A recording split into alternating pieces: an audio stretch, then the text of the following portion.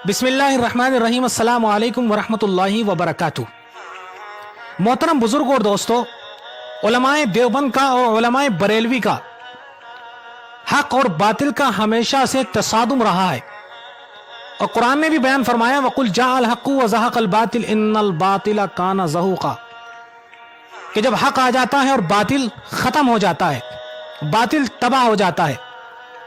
तारीख गवाह है कि बरेलवियों के जितने भी उलमाए देवबंद पर एतराजात हैं, वो तमाम के तमाम इबारतों को काट कर, इबारतों को छाट कर और झूठ बोलकर बरेलवियों ने हमेशा उलमाए देवबंद पर एतराज किए हैं। उलमाए देवबंद पर कुफ्र का फतवा लगवाया, इसी अय्यारी और मक्कारी को सामने रखते हुए उलमाए देवबंद पर ही नहीं, अल्लामा डॉक्टर इकबाल साहब जिनके शेर और शायरी के ये हवाले पेश करते हैं, उन पर कुफ्र का फतवा लगवाया, इसी अय्यारी को, मक्कारी को, झूठ को सामने रखते हुए।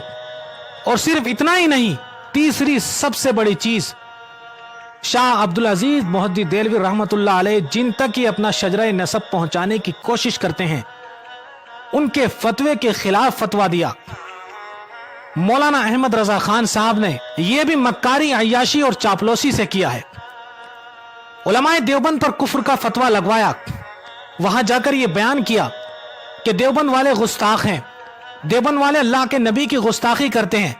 मौलाना रशीद अहमद गंगोई कव्वे को हलाल कहते हैं, मौलाना अशरफ अली थानवी गधे पर दरूद पढ़ने को जायज कहते हैं और अल्लाह के नबी पर दरूद पढ़ने को नमाज के अंदर नाजायज कहते हैं।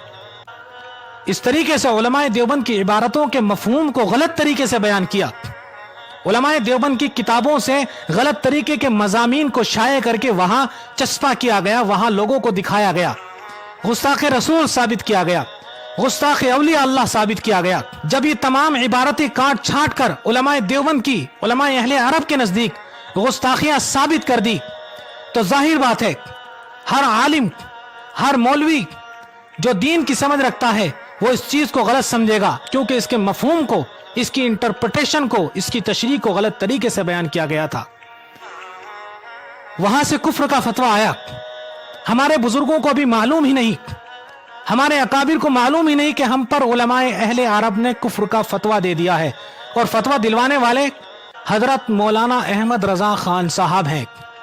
जब मालूम हुआ तो उलमाए देवबंद का यहां से वफ्द गया, उनके जवाब दिए, उनके एतराजात के जवाब दिए, उन्होंने जो इश्कालात किए थे और इन्होंने जो बताए थे वहां जाकर कि अनार के दरख्त की पूजा भी करते हैं, वो तमाम चीजें उलमाए देवबंद ने वहां जाकर समझाई, वो तमाम चीजें उलमाए देवबंद ने बतलाई। उन्होंने अपने कुफ्र के फतवे को वापस लिया।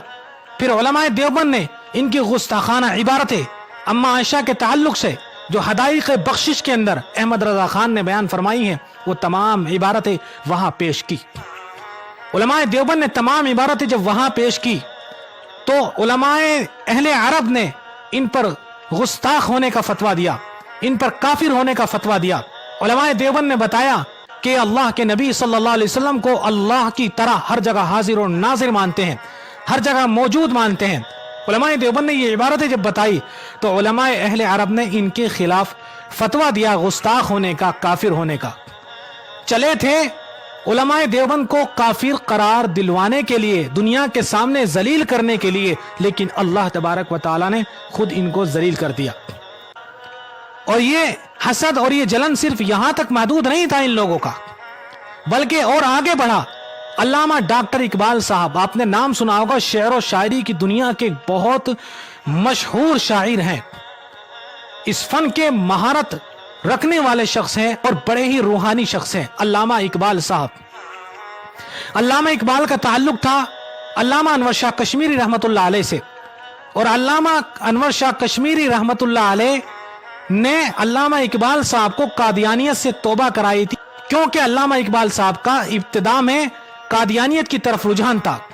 लेकिन जब अल्लामा अनवर शाह कश्मीरी रहमतुल्लाह अलैह से इनका ताल्लुक कायम हुआ और अल्लामा अनवर शाह कश्मीरी रहमतुल्लाह अलैह की जहानत और फतानत को देखने के बाद इन्होंने कादियानियत से तौबा की تو پھر علامہ اقبال صاحب فرمایا کرتے تھے کہ دیوبند کے حق ہونے کے لیے صرف ایک علامہ انور شاہ کشمیری کافی ہے. یعنی جس طبقے کے اندر، جس جماعت کے اندر علامہ انور شاہ کشمیری جیسا شخص ہو جو بڑی ذہانتوں کا مالک ہے، بڑی فطانتوں کا مالک ہے، تو اس جماعت کے حق ہونے کے لیے صرف اتنا ہی کافی ہے. ان کو علامہ انور شاہ کشمیری رحمت اللہ علیہ اور علامہ اقبال کا تعلق اچھا نہیں لگا، تو انہوں نے فتویٰ دیا کہ جو دیوبندیوں سے سلام و کلام کرے، جو دیوبندیوں سے دعا سلام کرے، وہ بھی کافر. اس اعتبار سے علامہ انور شاہ کشمیری رحمت اللہ علیہ سے بہت گہرا تعلق تھا، اور علامہ شبیر عثمانی رحمت اللہ علیہ سے بہت گہرا تعلق تھا. علامہ اقبال صاحب کا انہیں بھی کافر قرار دے دیا گیا.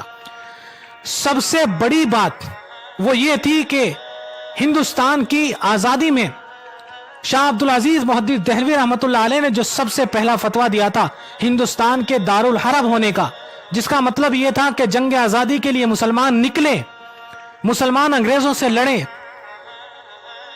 تو مسلمان جنگ آزادی کے لیے نکلا، حتیٰ کہ ٹیپو سلطان شہید رحمت اللہ علیہ میدان عمل میں آئے، میدان جنگ میں آئے اور شہادت کو نوش فرمایا. اب انگریز تو پریشان تھا، شاہ عبدالعزیز محدث دہلوی رحمت اللہ علیہ کے اس فتوے سے انگریز پریشان تھا کہ بھائی اس فتوے کو کسی نہ کسی طرح واپس کرایا جائے، یا اس فتوے کی مخالفت پر کسی مولوی کو کھڑا کیا جائے. وہ مولوی کون تھے؟ وہ مولوی کھڑے ہونے والے مولانا احمد رضا خان صاحب تھے، بریلوی مسلک والوں کے امام. انہوں نے شاہ عبدالعزیز محدث دہلوی رحمت اللہ علیہ کے فتوے کو جو دارالحرب ہونے پر دلا تھا، جنگ آزادی کے تعلق سے دیا گیا تھا، اس کی مخالفت میں ایک فتویٰ دیا، اور یہ ثابت کیا کہ ہندوستان دارالاسلام ہے، یہاں کسی سے لڑنے کی ضرورت نہیں ہے، یعنی انگریز ہمارے آقا ہیں، ہم ان کی غلامی کرنے کے لیے تیار ہیں. کتاب لکھی اعلام الاعلام بان ہندوستان دارالاسلام، مکمل کتاب لکھی، اس کو چھپا دیا گیا. یہ ہے ان حضرات کی عیاریاں، ان حضرات کی مکاریاں، ان حضرات کا فریب. خدا کی قسم ایسے بہت سے فریب ہیں جو میں آپ کے سامنے انشاءاللہ بیان کروں گا. کل ایک صاحب بیان بھی کر رہے تھے کمنٹ کے اندر آ کر، اپنے بزرگوں کی کتابوں کے حوالے دو، اپنی بزرگوں کی کتابوں پر گفتگو کرو. انشاءاللہ میں بتاؤں گا اپنے بزرگوں کی کتابوں کو کہ کس طریقے سے ہمارے بزرگوں کی کتابوں کی عبارتوں کو کاٹ کر آپ لوگوں نے ان کو غلط طریقے سے بیان کیا ہے. اور میں ہدایت بخشش کو بھی آپ کے سامنے لے کر آؤں گا، تمہارے بزرگوں کے فتوے بھی لے کر آؤں گا انشاءاللہ تبارک و تعالی. اللہ تعالیٰ سے دعا کرتا ہوں آپ حضرات کے لیے، اللہ آپ کو ہدایت نصیب فرمائے، اللہ تبارک و تعالیٰ آپ کو دین کی سمجھ عطا فرمائے، مجھے بھی دین کی سمجھ عطا فرمائے. یہ فتنے کی بات نہیں ہے، یہ بزرگوں کا دفاع ہے، اپنے بزرگوں کا دفاع انشاءاللہ ہم اسی طریقے سے کریں گے. اللہ تعالیٰ ہم تمام حضرات کو عمل کرنے کی توفیق عطا فرمائے. السلام علیکم ورحمۃ اللہ وبرکاتہ.